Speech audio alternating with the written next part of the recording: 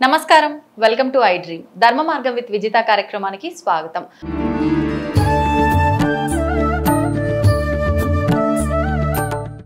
నమస్తే అండి. శ్రీమాత్రే నమః. శ్రీ గురుభ్యో నమః. ముందుగా మీకు శ్రీ విశ్వావసునామ సంవత్సర ఉగాది శుభాకాంక్షలు. వీక్షకులందరికీ శ్రీ విశ్వావసునామ సంవత్సర నూతన తెలుగు సంవత్సరాది శుభాకాంక్షలు. నా తరఫున, ప్రేక్షకులందరి తరఫున కూడా మీకు ధన్యవాదాలు. శ్రీమాత్రే నమః. అయితే ఉగాది, ఇంకా నేను కొత్తగా చెప్పాల్సిన అవసరం లేదు. మనం మాట్లాడుకోబోయే టాపిక్ ఉగాది. అసలు ఇప్పుడు ఉన్నది ప్రస్తుతం మనం క్రోధినామ సంవత్సరం, ఇప్పుడు రాబోయేది శ్రీ విశ్వవసునామ సంవత్సరం. మీరు చెప్పినట్టుగా ఎలా ఉండబోతోంది ఈ విశ్వవసునామ సంవత్సరం అంతా కూడా? క్రోధం నుంచి ప్రశాంతతకి చేరుకునేటువంటి అవకాశం చాలా చక్కగా ఉంది.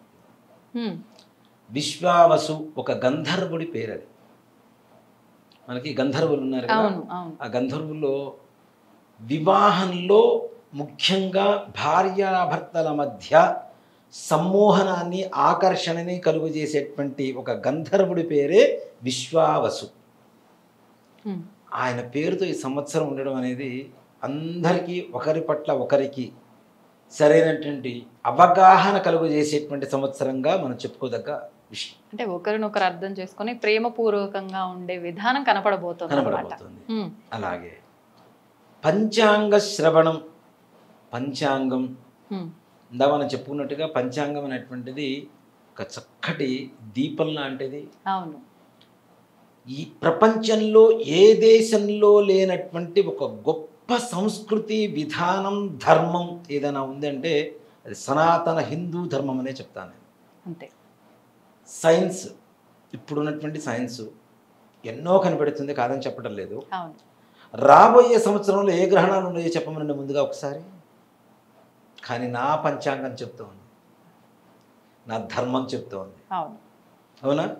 ఏ పంటలు కరెక్ట్గా మంచిగా పండబోతున్నాయో ఒక సైన్స్ని చెప్పమనండి, కానీ నా ధర్మం చెప్తోంది. అంటే సైన్స్కి తోడుగా ఎవరో ఒకరు ధర్మం గురించి తెలిసిన వాళ్ళు ఉండాల్సిందే తప్పనిసరిగా.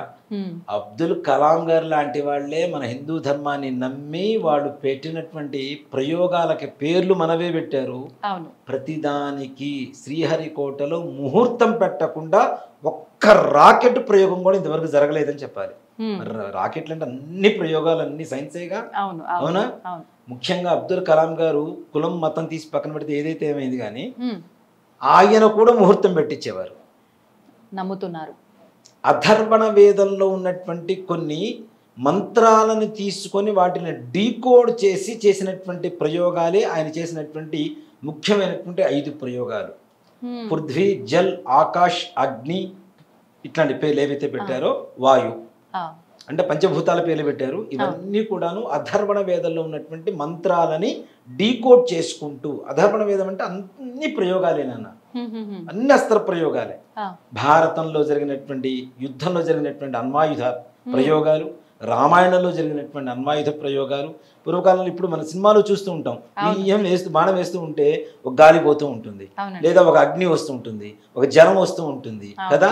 అంటే ఒక బాణం వెళ్ళగానే అది కొద్ది దూరం వెళ్ళగానే ఏదో ఒక రకంగా మారిపోతుంది, ఇంకా మల్టిపుల్ అయిపోయి అక్కడి నుంచి ఇంకా శక్తిని పుంజుకొని ఇవన్నీ వస్తూ ఉంటాయి కదా. ఇవన్నీ కూడా సినిమాలు తీసే వాళ్ళు కూడా మన సైన్స్, మన శాస్త్రాన్ని నమ్మకం తీసిన వాళ్ళే. అంతే. చూపించడానికి సైన్స్ మనకు వచ్చింది, కానీ అసలు చూపించింది మన శాస్త్రాన్ని, మన వేదాన్నే చూపించారని చెప్తా. అంత గొప్పది పంచాంగం అంటే.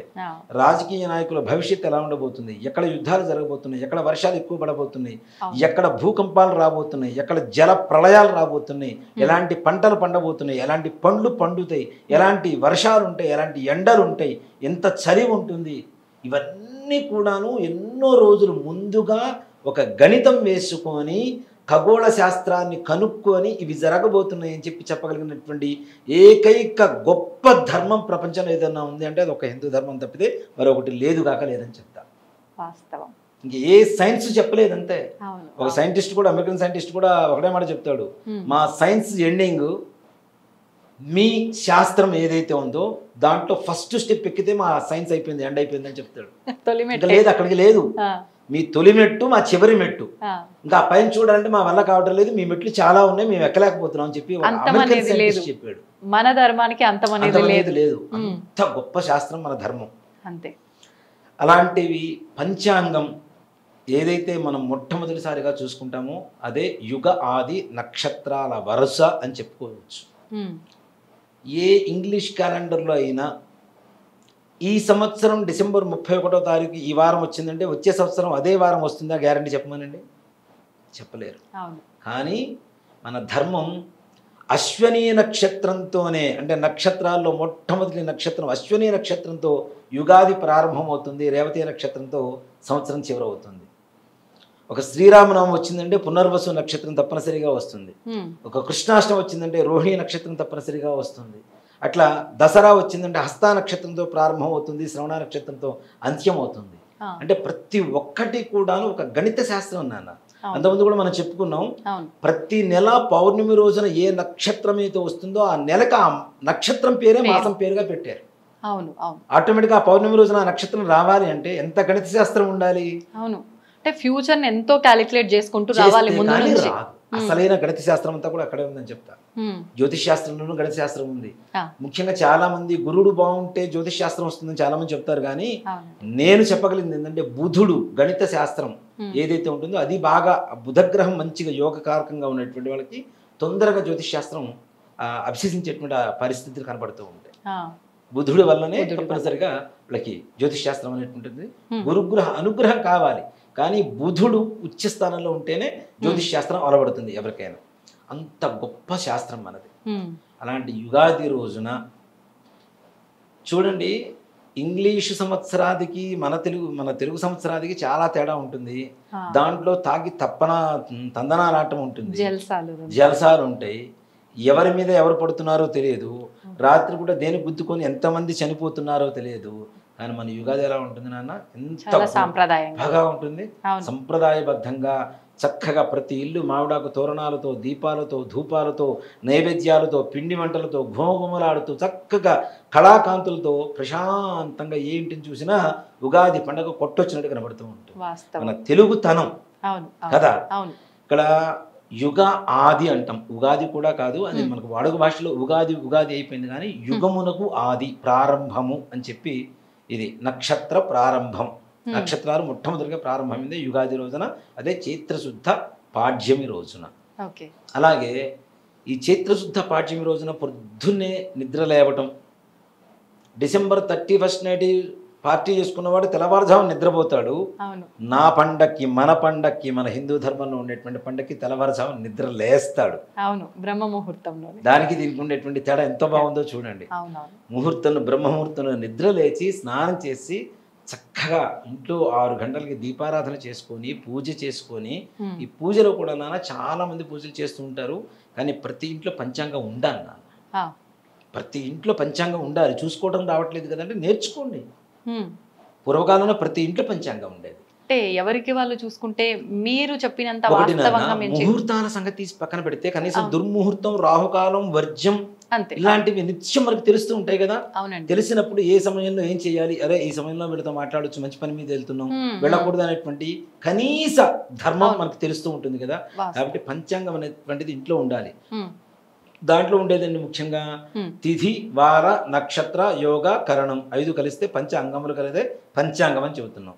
దానికి పూజ చేసుకొని ఏమీ తినకుండా పరిగడుపున ఉగాది పచ్చడి సేవించాలి. ఓకే, అంటే ఉదయమే పంచాంగానికి మనం అంతా కూడా పూజ చేయాలి. చేసుకున్న తర్వాత తీర్థప్రసాదం ఏదైనా ఏమీ తినకుండా పరిగడుపున తినమని చెప్తున్నాం. అవునా?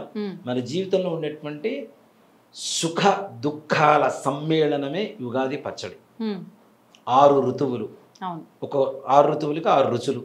అలాగే ప్రతి మనిషికి బాధ, అసంతోషం, ఆనందం, దుఃఖం, ఏడుపు, అనేక రకాల హావభావాలు ఏవైతే ఎమోషన్స్ ఉంటాయో అవన్నీ కూడా 6 రకాలు ఉంటాయి. 6 రకాలకి సమ్మేళనమే, అంటే వాటి చిహ్నవే మన ఉగాది పచ్చడి. మరి పొద్దున్నే ఎప్పుడు తినాలి? 11ంటికి లేస్తాం, స్నానం చేసి పూజ చేసుకొని టిఫిన్ చేసి కాఫీ తాగి అప్పుడు ఉగాది పచ్చడి తింటాం. దానివల్ల ఏ రకమైనటువంటి ఉపయోగం ఉండదు. ప్రసాదంగా చెప్తూ ఉంటాం మనం. ఉగాది పచ్చడి అంటాం అనేది మనందరికి అలవాటు అయినటువంటి ఒక నానుడి భాష కదా. యుగాది పచ్చడి 6 రకాలు కలిసినప్పుడు ఎంటీ స్టమక్ మీద తీసుకుంటే డైజెషన్ సిస్టమ్ బాగుపడుతుంది. పులుపు, ఉప్పు, కారం, వగరు, తీపి, చేదు అన్నీ ఉంటున్నాయి కదా. దీనివల్ల సంవత్సరానికి సరిపడా ఏదైతే మన జీర్ణక్రియ ఉంటుందో దానికి కావలసినటువంటి శక్తిని పుంజుకుంటుంది ముఖ్యంగా. అంటే ఇటు శాస్త్ర ప్రకారంగా అదొక రీజన్ ఉంది, ఆరోగ్యపరంగా కూడా ఈ రెండింటిని జోడించి ఇచ్చిందే ఈ ప్రసాదం. ప్రతిదీ ఆరోగ్యమే నాన్న. మన హిందూ ధర్మంలో చెప్పేది ఏంటంటే ప్రతిదీ ఆరోగ్యమే, అంతకుమించి వేరే ఏం చెప్పాలా. అందుకనే ఆరోగ్యమే మహాభాగ్యం అని చెప్పి అందరూ చెబుతూ ఉంటారు. ప్రతి దాంట్లో ఇన్నింటికి లేవాలి, ఇన్నింటికి పడుకోవాలి, ఈ సమయానికి తినాలి, ఇది తినకూడదు, ఈ సమయానికి ఇచ్చేయాలి, ఈ ఋతువులో ఇచ్చేయాలి, ఈ కాలంలో ఇచ్చేయాలని ప్రతి ఒక్కటి పండుతో సహా తినేటువంటి ఆహార పదార్థాలు కూరగాయలతో సహా ప్రతి ఒక్కటి కూడాను మనకి మనిషికి సంపూర్ణమైనటువంటి ఆరోగ్యాన్ని ఇచ్చేటువంటి ఒక విధానమే, జీవన విధానమే మన హిందూ ధర్మం చెప్తుంది. మనిషి హిందూ ధర్మాన్ని పాటిస్తే మనిషిలాగా చక్కగా 120 ఏళ్ళు బ్రతుకుతాడు. దాంట్లో ఏమాత్రం కూడా సంశయం లేదు. ఒకప్పుడు 120 ఏళ్ళు బతికారు, తర్వాత 100 ఏళ్ళకి వచ్చింది, 90కి వచ్చింది, 70కి వచ్చింది, ఇప్పుడు 60కి వచ్చింది. రాబోయేటువంటి తరాల్లో గ్యారంటీ మన మనవాళ్ళు ముది మనవాళ్ళు ఒకటే మాట చెప్పుకుంటారు, మా తాతగారు అప్పట్లో 40 ఏళ్ళు బతికేవాడు తెలుసా అని చెప్పుకునే పరిస్థితి గ్యారంటీ. 40 గ్యారంటీ. ఆ పరిస్థితికే దిగజారిపోతున్నాం. మనం తింటున్న ఫుడ్లో ఒరిజినల్ లేదు, ఎక్కడ ప్యూరిటీ లేదు, తినే పండులో ప్యూరిటీ లేదు, ప్రకృతి సిద్ధంగా ఎక్కడ పండట్లేదు, అన్ని కృత్రిమంగా పండిస్తున్నటువంటి పంటలే.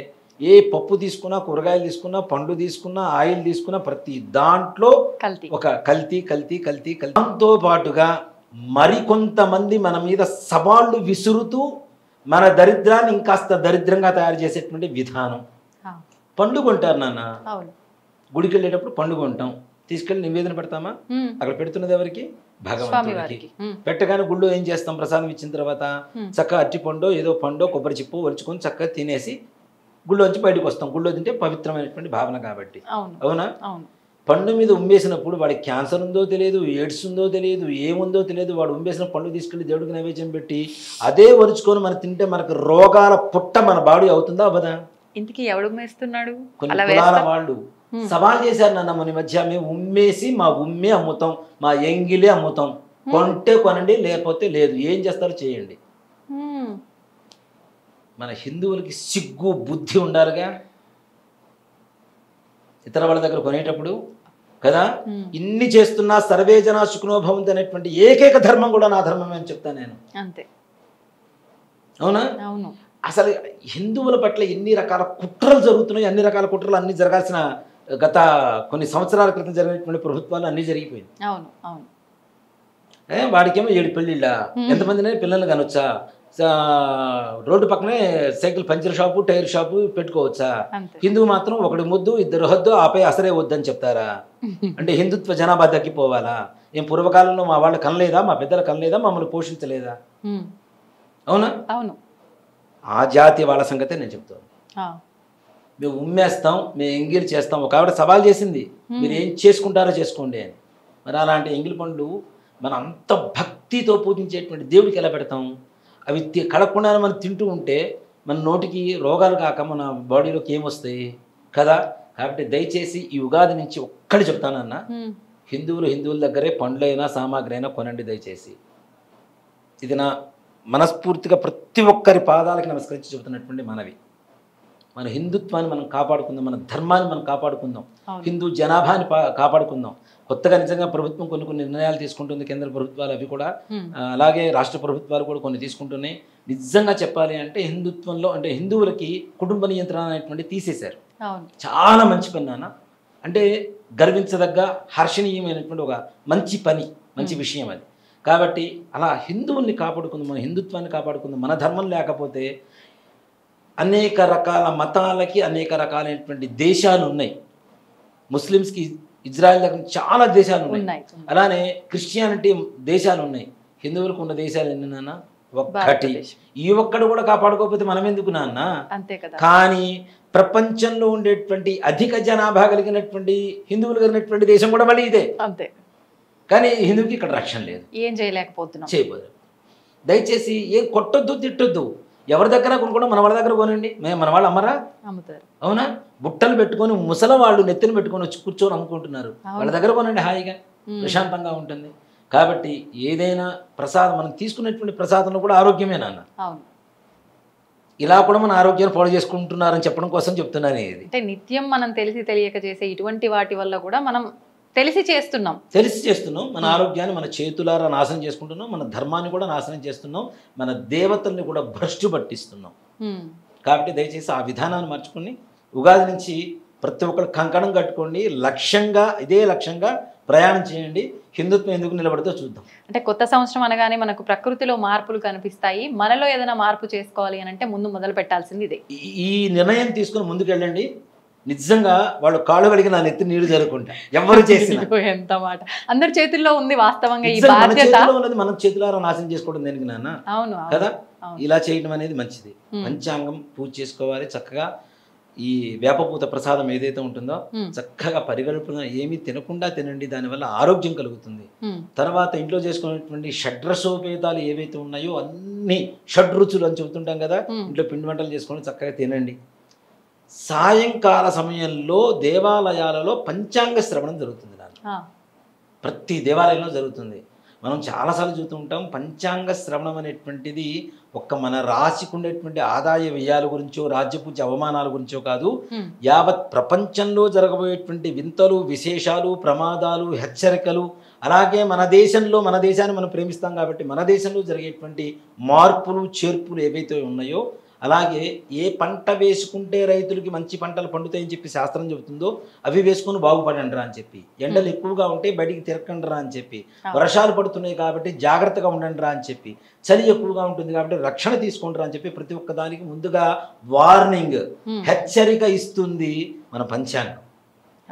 అలాంటి పంచాంగ శ్రవణం వినడం ద్వారా, శ్రవణము అంటేనే వినటం, పంచాంగం శ్రవణం చేయడం ద్వారా ముఖ్యంగా శ్రీకళ్యాణ గుణావహం రిపుహరం దుస్వప్న దోషాపహం గంగా స్నాన విశేష పుణ్యఫలదం గోదాన దుర్యంతృణాం ఆయుర్వృద్ధితముత్తమం శుభకరం పంచాంగమకర్ణతాం. పంచాంగ శ్రవణం చేస్తే శ్రీకళ్యాణ గుణావహం రిపుహరం, సాక్షాత్ శ్రీ మహాలక్ష్మి లక్ష్మీనారాయణ కళ్యాణం చేసినా చూసినా ఎంత పుణ్యం వస్తుందో పంచాంగ శ్రవణం వినడం ద్వారా అంత పుణ్యం వస్తుందంటాడు. శ్రీ కళ్యాణ గుణావహం రిపుహరం దుస్వప్న దోషాపహం. రాత్రిపూట పీడకలలు వస్తుంటాయి, పంచాంగ శ్రవణం చేసిన వాడికి పీడకలలు రావని చెప్తాడు. గంగా స్నాన విశేష పుణ్య ఫలదం, గంగా నదిలో స్నానం చేస్తే పుణ్యం వస్తుందని మనందరం నమ్ముతున్నాం కదా, అలాంటి పుణ్యం కూడా పంచాంగ శ్రవణం ద్వారా వస్తుందని చెప్తున్నాడు. గోదాన నృల్యంతృణం, గోదానం చేస్తాను నాన్న. గోదానం చేసేటప్పుడు బ్రాహ్మణికి దానం చేసేటప్పుడు ఏం చేస్తాడంటే తోక పట్టుకొని తోక మీద నుంచి నీళ్లు వదులుతాం దానం చేసేటప్పుడు. ఈ తోకలో ఎన్ని వెంట్రుకలు అయితే ఉంటాయో అన్ని తరాలు పాటు మన వంశం గోదానం ద్వారా తరిస్తుందని శాస్త్రం చెబుతుంది. అలాంటి పుణ్యం కూడా పంచాంగ శ్రవణం చేస్తే చాలని వస్తుందని చెప్తున్నాడు. ఎంత సులభమైన మార్గంలో మనకి ఇన్ని ఫలితాలను ఇస్తున్నారు. ఆయుర్వృద్ధితం ఉత్తమం, ఆయుష్ కూడా పెరుగుతుంది అంటాడు, ఉత్తమంగా ఉంటుంది అంటాడు. పంచాంగం ఆకర్ణతాం, పంచాంగం మన చెవిలో పడితే చాలు ఇవన్నీ రకాల పుణ్యాలు వస్తాయిరా అని చెప్తున్నారు శాస్త్రం. అంత గొప్పది పంచాంగం అనేటువంటిది. అంటే దేశ భవిష్యత్తు, ప్రపంచ భవిష్యత్తు, యువత భవిష్యత్తు ఇవి మొత్తం కూడా పంచాంగంలో చెప్పబడుతున్నాయని చెప్పి శాస్త్రం మనకి. అలాంటి పంచాంగ శ్రవణం తప్పనిసరిగా దేవాలయాల్లో చేయండి. ఆ విధంగా చూసుకుంటే ఈ సంవత్సరం విశ్వావసునామ సంవత్సర ఫలం ఎలా ఉంది అని చూసుకుంటే ముఖ్యంగా నాన్న దేశ సరిహద్దుల్లో శత్రుదేశపు దేశాల వల్ల చిన్న యుద్ధ వాతావరణం ఏర్పడుతుంది. దాన్ని కూడా మన భారతదేశ సైనికులు అత్యంత చాకచక్యంతో ఎదుర్కొంటారు అనేటువంటిది ఈ సంవత్సరం ఉండేటువంటి గ్రహాల వల్ల ఉండేటువంటి ఫలం. అలాగే ముఖ్యంగా ఎండలు విపరీతమైనటువంటి స్థాయికి వెళ్ళబోతున్నాయి. ఇంతవరకు మనం 36-38 వరకు చూసాము. ఈ ఎండాకాలంలో 40 నుంచి 42 డిగ్రీల వరకు దాదాపు ఎండను చూడబోతున్నాం. అలాగే ఇలాంటి ఉష్ణోగ్రతలు రామగుండం, విజయవాడ, రాజమండ్రి ఇట్లాంటి ప్రాంతాలలో 40 నుంచి 44 వరకు ఉష్ణోగ్రతలు పెరిగేటువంటి పరిస్థితులు. అంటే దాదాపు బండ్లు మనం రోడ్డు మీద పెట్టినా నిలువున కాలిపోవటం, మంటలు రేగిపోవటం, అగ్ని ప్రమాదాలు, కార్లు కావచ్చు, బండ్లు కావచ్చు, ఇప్పుడు వస్తున్నటువంటి బ్యాటరీ బండ్లు ఉన్నాయి, అలాంటివి ఇంకా ఎక్కువగా ప్రమాదాన్ని సూచిస్తూ ఉంటాయి. అగ్ని ప్రమాదాలు విపరీతంగా జరిగేటువంటి అవకాశం ఉంది. దాని ద్వారా ప్రాణ నష్టం, ఆస్తి నష్టం రెండూ జరుగుతూ ఉంటాయి. అలాగే పెట్రోల్, కెమికల్స్ ఉంటాయి మనకి, పెయింట్స్ అని కొన్ని రకాల కెమికల్స్ ఉంటాయి, యాసిడ్స్, ఇట్లాంటివన్నీ కూడా కెమికల్ కిందకు వస్తాయి కదా. ఇట్లాంటి సంస్థల్లో కూడా ఎక్కువగా అగ్ని ప్రమాదాలు జరిగి ప్రాణ నష్టం, ఆస్తి నష్టం జరిగేటువంటి పరిస్థితులు కూడా కనబడుతూ ఉన్నాయి. అలాగే బంగారం ధరలు, ముఖ్యంగా ఆడవాళ్ళకి చాలా ఇంట్రెస్టింగ్గా ఉండేటువంటి పాయింట్ ఇది. బంగారం ధరలు ఇప్పుడు దాదాపు 90,000 ఉన్నాయన్న, త్వరపడి కొనవద్దు అని చెప్తా. తగ్గుతున్నాయా? తప్పనిసరిగా తగ్గుతాయి. ఎప్పటి నుంచి? ఏప్రిల్ 30వ తారీఖు నుంచి జూలై 30వ తారీఖు వరకు 90,000 రూపాయలు ఉన్నటువంటి బంగారం దాదాపుగా 82,000 నుంచి 85,000 వరకు మధ్యలో ఉండేటువంటి పరిస్థితులు కనబడుతూ ఉంది. దాదాపు 3 నెలల పాటు. ఇప్పుడు పెళ్లిళ్ళు జరుగుతున్నాయి, బంగారం కొనేద్దాం, 90,000 పెరిగిపోతుందనే భయంతో దయచేసి ఎవరు కొనకండి. తప్పనిసరిగా డాలర్ విలువ పెంచుకునేటువంటి ప్రయత్నంలో బంగారం విలువ తగ్గిపోయేటువంటి పరిస్థితులు ఉన్నాయి. కానీ జూలై 30వ తారీఖు తర్వాత మరలా మన భారతీయ రూపాయి విలువ పెరిగి డాలర్ విలువ పడిపోయి బంగారం అక్కడి నుంచి ₹1,00,000 వరకు వెళ్ళేటువంటి అవకాశాలు కూడా కనపడుతుంది. కొనుక్కోవాలి అనుకునే వాళ్ళకి తప్పనిసరిగా రేపు ఏప్రిల్ 30 నుంచి జూలై 30 లోపల కొనుక్కుంటే చాలా తక్కువ రేట్లలో వస్తుంది. తర్వాత మరలా కొనాలంటే ఇంకా ఎక్కువ డబ్బులు పెట్టాల్సినటువంటి పరిస్థితి. అలాగే వెండి కూడా తగ్గదు, కానీ అట్లానే స్థిరంగా ఉండిపోతుంది. కానీ రాను రాను ఇప్పటికీ 1,05,000 రూపాయల వరకు దాదాపు ఉంది, 1,30,000 రూపాయల వరకు వెళ్ళిపోయేటువంటి పరిస్థితులు కూడా కనబడుతున్నాయి. దాదాపు 20-30,000 వ్యత్యాసం వెండి ఓ మాట చెప్పాలి. అలాగే లోహం, ఐరన్, ఉక్కు ఇట్లాంటివి ఏవైతే ఉంటాయో వీటి రేట్లు కూడా విపరీతంగా పెరిగిపోతున్నాయి. ఇల్లు కట్టుకోవాలనుకునేటువంటి వాళ్ళు ఎక్కువగా ఐరన్ వాడే దానికి మనం, కాబట్టి ఇల్లు కట్టుకోవాలనుకునేటువంటి వాళ్ళు కూడా త్వరపడి కట్టుకోవడం అనేది ఉత్తమమైనటువంటి మార్గం.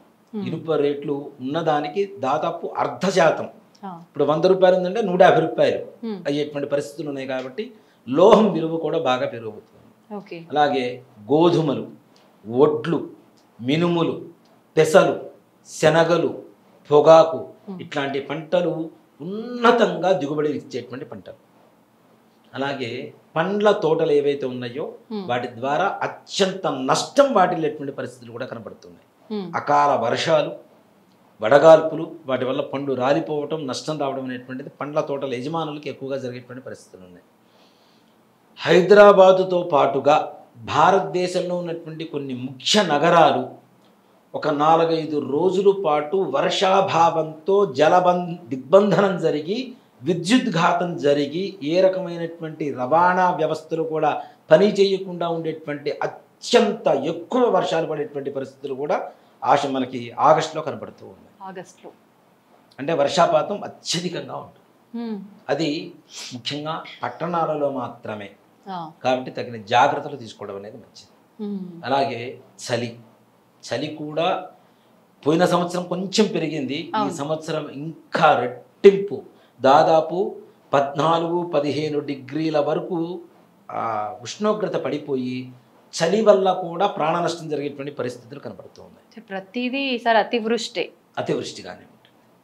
అలాగే దొంగల భయం పెరుగుతుంది. దేనికి పెరగదు? బంగారం రేటు పెరిగితే దొంగల భయం పెరుగుతుంది కదా, ఆటోమేటిక్గా, లాజికల్ కదా అది. కాబట్టి దొంగల భయం పెరిగేటువంటి పరిస్థితులు కూడా ఉన్నాయి. చైన్ స్నాచర్స్ ఎక్కువ అవుతూ ఉంటారు. తగిన జాగ్రత్తలు తీసుకుని అవసరమైతేనే బంగారం వస్తువులు వేసుకుని వెళ్ళండి, లేదంటే గిల్ట్ నగలు తీసుకుని వెళ్ళండి, ప్రశాంతంగా ఉంటుంది. గిల్ట్ కూడా బంగారం అనుకోని వాళ్ళు కూడా ఉన్నారు, తెలివి తక్కువ దొంగలు అంటారు వాళ్ళని కదా. కాబట్టి ముఖ్యంగా ఏంటంటే నాన్న, బంగారం వేసుకోవాలి, ఫంక్షన్కి వెళ్ళాలి, ఇంట్లో దిగబడి వేసుకొని పోవాల్సిన అవసరం ఏముంది? చక్కగా బ్యాగ్లో పెట్టుకోండి, కారులో పెట్టుకోండి, అక్కడికి వెళ్ళిన తర్వాత వేసుకోండి, ఎవరు కాదంటారు? వేసుకొని రోడ్డు మీద పోతుంటే ఎవరికైనా ఆశపడుతుంది, లాక్కొని వెళ్ళిపోతూనే ఉంటారు. కాబట్టి తగిన జాగ్రత్తలు చాలా అవసరం. అలాగే యువత ముఖ్యంగా నాన్న చాలా పెడదారిని పట్టబోతోంది. వరస బాబులు లేకుండా ప్రవర్తించేటువంటి పరిస్థితి కూడా ఎక్కువగా కనబడుతుంది. ముఖ్యంగా యువతలో 16 ఏళ్ల దగ్గర నుంచి 24 ఏళ్ళు 25 ఏళ్ల లోపల ఉండేటువంటి యువత ఎక్కువగా చెడిపోయేటువంటి పరిస్థితులు, డ్రగ్స్ ఇట్లాంటివి కూడా ఎక్కువగా అలవాటు చేసుకునేటువంటి పరిస్థితులు, తద్వారా దేశ అరిష్టం అనే చెప్తాం. యువత పాడైపోతే దేశానికి అరిష్టమే కదా. కాబట్టి వాళ్ళు కూడా పిల్లల్ని కూడా గట్టిగా అరవకుండా ప్రేమగా కూర్చోబెట్టి చక్కగా ముచ్చడించి, ఇలా కాదు నాన్న, ఇలా రా అని చెప్పుకోండి. అంతేకాని గట్టిగా అరిస్తే మాత్రం చాలా ప్రమాదం ఉంటుంది. కాబట్టి అలాగే ముఖ్యంగా మన భారతదేశంలో సముద్రాలలో సునామీ అని చెప్పను కానీ చిన్న చిన్న అలజడులు మాత్రం వస్తూ ఉంటాయి తప్పనిసరిగా. ఎందుకంటే ఇందాక మనం చెప్పుకున్నాం మీనరాశిలో శనిగ్రహ ప్రభావం షష్టగ్రహ కూటమి ఉన్నటువంటి కారణం చేత జల ప్రళయాలు రావడానికి కూడా అవకాశాలు కనబడుతూ ఉన్నాయి. తగిన జాగ్రత్తలు అంటే తీర ప్రాంతాల్లో ఉండేటువంటి వాళ్ళు అప్రమత్తంగా ఉండడం అనేది మాత్రం సూచించదగినటువంటి విషయం. ఏముందిలే మనం వెళ్ళిపోదాం, ఈ చేపల వేటకి వెళ్తూ ఉంటారు, ఇట్లాంటి వాళ్ళకు కూడా ప్రాణ నష్టం జరిగేటువంటి పరిస్థితులు కనపడుతూ ఉన్నాయి. అలాగే కొన్ని రాష్ట్రాలలో ముఖ్యమైనటువంటి మంత్రులు మారేటువంటి అవకాశం కూడా కనబడుతుంది, మార్పులు. అలాగే మన తెలుగు రాష్ట్రాల్లో కూడా అలాంటి ప్రమాదం జరుగుతుంది తప్పనిసరిగా. మీకు గుర్తుందో లేదో 2024లో నేను పంచాంగ శ్రవణం చెప్పినప్పుడే చెప్పా, తెలంగాణలో పార్టీ ఒక ప్రభుత్వం మారుతుంది, అక్కడ కూటమి వస్తుంది ఆంధ్రప్రదేశ్లో. అలాగే మోడీ గారు ప్రభుత్వాన్ని నిర్ణయం గ్యారంటీ ఆయనే ఇచ్చేస్తూ ఉంటారు, లీడ్ చేస్తూ ఉంటారు. కానీ 2025లో దాదాపుగా కొంతమంది మంత్రులు మారేటువంటి అవకాశం ఉందని చెప్తున్నాను. అలాగే ఈ సంవత్సర గ్రహ సంచారం చూసుకున్న ముఖ్యమైన మంత్రులు గుర్తుపెట్టుకోండి, ఇది ముఖ్యమైన మంత్రులు 2025 చివరిలో కానీ 2026 ప్రారంభంలో కానీ మారవలసినటువంటి ఆవశ్యకత తప్పనిసరిగా ఉంటుంది, మారేటువంటి పరిస్థితులు కూడా ఉన్నాయి. అలాగే మన భారతదేశంలో ఉండేటువంటి ఈశాన్యపు రాష్ట్రాలు, అస్సాం ఇట్లాంటి రాష్ట్రాలు ఏవైతే ఉన్నాయో వీటిల్లో భూకంప ప్రకంపనలు కూడా వచ్చేటువంటి పరిస్థితులు కనపడుతూ ఉన్నాయి. పృథ్వీతత్వమైనటువంటి కుజుడు కూడా కొంచెం నిజ స్థితిలో ఉన్నాడు కాబట్టి, స్తంభన యోగంలో ఉన్నాడు కాబట్టి భూకంపాలు వచ్చేటువంటి పరిస్థితులు కూడా కనపడుతున్నాయి. అది కూడా ఈశాన్య రాష్ట్రాలలో అధికంగా రావడానికి అవకాశాలు ఉన్నాయి ముఖ్యంగా. అలాగే ఈశాన్య రాష్ట్రాల్లో ఉండేటువంటి ముఖ్యమంత్రుల మార్పులు కూడా తప్పనిసరిగా జరిగేటువంటి పరిస్థితులు కనపడుతూ ఉన్నాయి. అంటే మొత్తం ఎట్టకేలకు రాజకీయాల విషయానికి వస్తే అన్ని దగ్గరలో మార్పులు చాలా జరుగుతూ ఉంటాయి. అందులోనూ ఈ సంవత్సరం రాజకీయ నాయకులకి, ప్రధానమంత్రి దగ్గర నుంచి ప్రతి ముఖ్యమంత్రికి, చిన్న మంత్రుల దాకా కూడాను ప్రతి నిత్యం యుద్ధ వాతావరణమే. ప్రతిపక్షాలు ఇచ్చేటువంటి సమస్యల్ని ఎదుర్కోలేక ప్రతి నిత్యం కూడాను అత్యంత కష్టపడుతూ వాళ్ళని ఎదుర్కోవాల్సినటువంటి పరిస్థితి ఉంటుంది. అలాగే కొన్ని రాష్ట్రాలలో ప్రతిపక్షం పుంజుకునేటువంటి అవకాశం కూడా కనపడుతుంది నాన్న. ఇది కూడాను మళ్ళీ క్లియర్గా చెప్తున్నాం, ఆంధ్రప్రదేశ్లో కూడా ప్రధాన ప్రతిపక్షాలు ఏవైతే ఉన్నాయో అవి కూడా మరలా బలాన్ని పుంజుకునేటువంటి అవకాశం కనబడుతుంది. కాబట్టి ఉన్న అధికార పక్షం వాళ్ళు కొంచెం జాగ్రత్తగా ఉండవలసినటువంటి పరిస్థితి. ఇప్పుడు ప్రతిపక్షం పుంజుకుంటుందంటే అధికార పక్షానికి ప్రతినిత్యం తలనొప్పే కదా, ప్రతి విషయంలో తలనొప్పే కదా. కాబట్టి ఆ విషయంలో కూడా తగిన జాగ్రత్తలు తీసుకోవడం అనేది సూచించదగినటువంటి, రాజకీయ నాయకులకి సూచించదగినటువంటి విషయం. అలాగే భారతదేశంలో ఈ సంవత్సరంలో అత్యధికంగా మార్కులు ఉత్తీర్ణత కలగటం అంటే పాస్ అయ్యేటువంటి విద్యార్థుల్లో ముగ్గురు ఉంటారు నాన్న. ఒకళ్ళు MBA చేసేటువంటి వాళ్ళు, 2 CA అంటే గణిత శాస్త్రం, MBA అంటే వ్యాపార శాస్త్రం, అలాగే వైద్య శాస్త్రం. ఈ 3 రకాల విద్యార్థులు మాత్రం అత్యున్నతంగా తయారవుతారు. ఎక్కువ మంది వైద్యులు కూడా మరలా మన జనంలోకి రావడం అనేటువంటిది జరుగుతూ ఉంటుంది, డిగ్రీ పట్టాలు పుచ్చుకొని. అలాగే సినీ పరిశ్రమ వాళ్ళకు కూడా ఈ సంవత్సరం ఇంకొక అడుగు ముందుకు వెళ్ళబోతోంది మన తెలుగు పరిశ్రమ. ముఖ్యంగా మన భారతదేశీయ సినీ పరిశ్రమ ఇంకా అత్యున్నతంగా ప్రపంచవ్యాప్తంగా మన వైపు తలెత్తుకొని చూసేటువంటి పరిస్థితి తప్పనిసరిగా సినీ రంగం వాళ్ళకి, మీడియా రంగం వాళ్ళకి ప్రమోషన్స్, అవార్డులు ఇలాంటివన్నీ కూడా మంచి లాభాలు తెచ్చిపెట్టేటువంటి బాటలో నడిచేటువంటి పరిస్థితి కూడా కనపడుతుంది. కళాకారులు కావచ్చు, వీళ్ళందరికీ కూడా చాలా విశేషమైనటువంటి యోగంగా చెప్పుకోవచ్చు. రియల్ ఎస్టేట్ వ్యాపారం చేసేటువంటి వాళ్ళు సెప్టెంబర్ 16వ తారీఖు లోపల ఎవరు ఇల్లు కొనుక్కోవాలన్నా, స్థలం కొనుక్కోవాలన్నా, పొలం కొనుక్కోవాలన్నా కొనుక్కోండి. సెప్టెంబర్ 16వ తారీఖు దాటిందా ఇప్పుడున్న రేట్లకి రెండింత రేట్లు పెరుగుతాయి. కొనడం అనేది అసాధ్యమవుతుంది. రాబోయేటువంటి రోజుల్లో మనం కూర్చోడానికి కూడా భూమి కొనుక్కోలేనంత స్థితికి భూమి ఎక్కువగా రేట్లు పెరిగేటువంటి పరిస్థితులు కూడా కనబడుతూ ఉన్నాయి. తద్వారా వాళ్ళు కూడా ఆర్థిక లాభమే కదా. చిన్న పెట్టుబడి పెట్టున్న వాళ్ళకి డబల్ రేట్స్ వస్తే ఎట్లా ఉంటుంది? ఎన్ని వడ్డీలు కట్టినా కూడా దానికంటే ఎక్కువ సంపాదిస్తున్నట్టే. కాబట్టి రియల్ ఎస్టేట్ రంగం వాళ్ళకు కూడా చాలా ఉన్నతంగా ఉంటుంది ఈ సంవత్సరం. రైతులకి చాలా చాలా బాగుంటుంది నాన్న. నిజంగా వాళ్ళు బాగుండాలని ఎప్పుడు కోరుకుంటారు. ఎందుకంటే వాళ్ళు బాగుంటేనే మనం బాగుంటాం. మనం ₹1 సంపాదించినా ఏం తెలియము, కేజీ బంగారం కొనుక్కున్నా తినలేము, 10 అంతే. కేజీలు వెండి కొనుక్కున్నా తినలేము. అంతే. తినేది 4 మెతుకులు. ఆ మెతుకులు పండించే రైతు కడుపు నిండా తినాలి, మనసు నిండా నవ్వాలి అనేది మాత్రం తప్పనిసరిగా ప్రతి ఒక్కళ్ళం కోరుకోవాల్సింది. అవును. అన్నదాత, మనం అన్నం పెడితే మనం అవుతాం అన్నదాతనం కాదు. అసలు భారతదేశం మొత్తానికి అన్నదాత ఎవరు అంటే రైతే. రైతే. రైతు బాగుంటుంది. అందుకనే జై జవాన్ జై కిసాన్, ఈ అవును. రెండు ఎప్పటికి ఎవరు మరవకూడదు హ్మ్. కదా. అవును. అవును. రైతుని మరవకూడదు. రైతు మనకు ఆకలి తీరుస్తున్నాడు, మన కంటి నిండా మనం ప్రశాంతంగా ఏసీలు వేసుకొని ఫ్యాన్లు వేసుకొని చక్కగా చల్లటి గాలిలో నిద్రపోతున్నామంటే కేవలం బార్డర్లో ఉండేటువంటి సైనికుడు చలిలో వణుకుతున్నాడు కాబట్టి. వాస్తవం. మనం ఇంత చల్లటి గాలి పీల్చుకొని నిద్రపోతున్నామంటే సైనికుడు చల్లటి గాలిలో కూరుకుపోతూ ఉంటాడు కొన్ని చోట్ల, అయినా సరే కాపలా కాస్తూ ఉంటాడు కదా వాళ్ళ కోసం. కాబట్టి వాళ్ళు కూడా బాగుంటారు తప్పనిసరిగా. యుద్ధ వాతావరణంలో కూడా మనదే జయం అవుతుంది. ఎటువంటి పరిస్థితుల్లో కూడా భారతదేశాన్ని మంచి పైచేయి ఉంటుంది.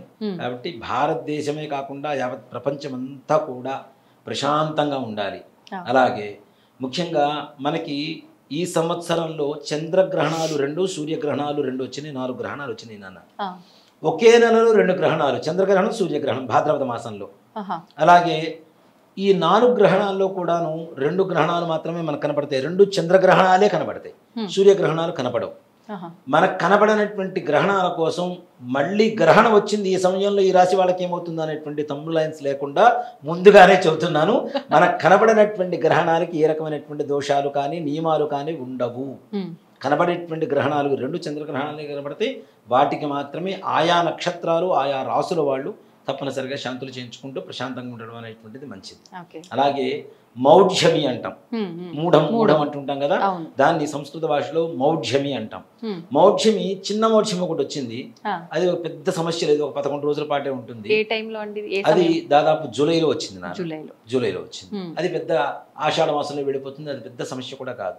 కానీ కార్తీక మాసం నుంచి ప్రారంభమై మాఘ బహుళ అమావాస్య వరకు 3 నెలల పాటు మోక్షం వచ్చింది. 3 నెలలలో ఎటువంటి ముహూర్తాలు ఉండవు, వివాహాలు ఉండవు, శుభకార్యాలు ఉండవు, అట్లానే గృహప్రవేశాలు ఉండవు, ఏమీ ఉండవు. సుమారుగా ఇంగ్లీష్ నెలల ప్రకారం అయితే నవంబర్, డిసెంబర్, జనవరి ఎండింగ్ దాదాపు వరకు, దాదాపు 3 నెలల పాటు మాత్రం శుభముహూర్తాలు ఉండవు. శుభముహూర్తాలు ఉండవు అంటే కొంతమంది అడుగుతుంటారు, శ్రీమంతం చేసుకోవచ్చా? శ్రీమంతాన్ని ఆపడానికి లేదు. గర్భంతో ఉండేటువంటి స్త్రీని ఎట్లా ఆపుతాం? అవునవును కదా. అన్నప్రాసన, పిల్లవాడికి అన్నం పెట్టకుండా ఎన్ని రోజులు ఉంటాం? 3 వచ్చిందని తప్పనిసరిగా అన్నప్రాసన చేసుకోవచ్చు. అలాగే వ్యాపారం, కొత్త వ్యాపారమైనా పాత వ్యాపారాన్ని పునఃప్రారంభమైన వ్యాపారం చేసుకోవచ్చు నాన్న. వ్యాపారం చేయకపోతే మనకి తినడానికి జీవనభృతి ఎక్కడ దొరుకుతుంది? కాబట్టి వ్యాపారం చేసుకోవచ్చు. అలాగే నామకరణలు చేసుకోవచ్చు. అంతేకాని మిగిలిన ఏ రకమైనటువంటి శుభకార్యాలు మాత్రం ఎక్కడా పనికిరావని చెప్తారు. అంటే శాస్త్ర ప్రకారంగా కొన్ని ఏవైతే ఇది ఈ సమయాన చేయాల్సింది అని నిర్దేశించబడినాయో అవి చేసుకోవాలి, తప్పులేదు. అంతేగాని మిగిలిన శుభకార్యాలు, ఉపనయనాలు, ప్రతిష్టలు ఇట్లాంటివి మాత్రం ఆ సమయాల్లో జరపకూడదు. దీని వల్ల కూడా చాలా వరకు నష్టాలు ఉంటాయి నాన్న. మూఢం వల్ల ఎవరికి నష్టాలు ఉంటాయి? మొట్టమొదటిగా పురోహితుడికి. కానీ అనుకుంటాం పురోహితుడుకు చావో పుట్టుకో ఉంటే చాలు బతికేస్తాడు కదా. కానీ ఒక్క పురోహితుడు శుభకార్యాలు ఆపటం వల్ల పసుపు కొమ్ములు అమ్మేవాడు, వక్కలు అమ్మేవాడు, ఖర్జూరు పండ్లు అమ్మేవాడు, చాటలు అమ్మేవాళ్ళు, కుండలు అమ్మేవాళ్ళు, కళ్యాణ మండపాలు కట్టేవాళ్ళు, పూలు అమ్మేవాళ్ళు, ఫోటోగ్రాఫర్సు, వీడియోగ్రాఫర్సు, క్యాటరింగ్ వాళ్ళు, టెంట్ హౌస్ వాళ్ళు, ఇన్ని రకాల వృత్తుల వాళ్ళు ఒక్క పురోహితంతో ముడిపడి ఉన్నటువంటి వృత్తులు ఇవన్నీ కదా. ఇప్పటి వరకు ఆలోచనే రాలేదు కదా. ఒక్క పురోహితుడు పనులు ఆపేస్తే ఇవన్నీ స్తంభించిపోతాయి. కాబట్టి ఇంతమందికి జీవన భృతి కొంచెం నిదానిస్తూ ఉంటుంది. కాబట్టి ఆ సమయంలో ముందుగానే సంపాదించుకొని దాచిపెట్టుకోండి చక్కగా ప్రశాంతంగా. కానీ అయిపోగానే వెంటనే స్టార్ట్ అవుతాయి కాబట్టి దాన్ని ఉపయోగించుకోవటమో ఏదో ఒకటి చేసి బ్యాలెన్స్ ఉపయోగపరచుకోవాలి. అంతే. కాబట్టి అంటే ఇన్ని వృత్తుల వల్ల ఒక పురోహితుల వల్ల ఎంత కేటాన్ అవుతున్నారో చూడండి. అవునా? దీన్ని చాలా మంది ఒప్పుకోరు. మీరు లేకపోతే అమ్ముకోమా అంటే, పసుపు ఎందుకు అమ్ముకుంటావు? కూరలో ఎంత వేసుకుంటారు ఎంత వేసుకుంటారు. అవునా? వక్కలు ఏం చేసుకుంటారు? ఎవ్వరు తినేవాడు లేరు. అవునా? ఖర్జూరు పండ్లు ఎవరు తింటున్నారు? తుండుగుడ్డలు ఎవరు కొంటున్నారు? చాటలు ఎందుకు కొంటున్నారు? కుండలు ఎందుకు కొంటున్నారు? టెంట్ హౌస్ ఎందుకు వస్తుంది? మరి ఇవన్నీ ఎందుకు వస్తున్నాయి? ఫోటోగ్రాఫర్లు ఎందుకు? పెళ్లిళ్ళు లేకపోతే. అవునా? అంటే ఏది ఎంత అత్యవసరం ఉన్నా లేకున్నా నడుస్తుందిలే అనుకుంటాం నిత్య జీవితానికి వచ్చేసరికి. శుభకార్యాలకు అలా కాదు కదా. పూలదండలు కొనాల్సిందే, మండపాలు కట్టాల్సిందే, కళ్యాణ మండపాల వాళ్ళు ఖాళీగా ఉండవలసిందే అంతే కదా. ఇంతమంది ఖాళీగా ఉంటారు కాబట్టి వీళ్ళు ముందుగా కొంచెం జాగ్రత్త పడి సంపాదించుకొని చక్కగా ఉన్న ధనాన్ని ఖర్చు పెట్టుకుంటూ జీవన విధానాన్ని గడుపుకోవచ్చు. ఎట్టకేలకి ఈ సంవత్సరం భారతదేశంలో అన్ని కొంతవరకు శుభకార్యాలు అంటే జయంగా ఉండేటువంటి లక్షణాలు ఉన్న కొంత భయానకమైనటువంటి పరిస్థితి ఉన్నది కాబట్టి భయపడకుండా పరమేశ్వరుని ప్రార్థించండి. ఆయన పరిపూర్ణ అనుగ్రహ కృపాకటాక్ష వీక్షణలు మన మీద ఉంటే ఎలాంటి బాధలు మన జోలికి రాకుండా ఆయనే చూసుకుంటాడని సర్వే జనా సుఖినో భవంతు. మరొక్కసారి వీక్షకులందరికీ శ్రీ విశ్వావసునామ సంవత్సర తెలుగు సంవత్సరాది యుగాది శుభాకాంక్షలు తెలియజేసుకుంటూ మీ శివసుధీర్ శర్మ.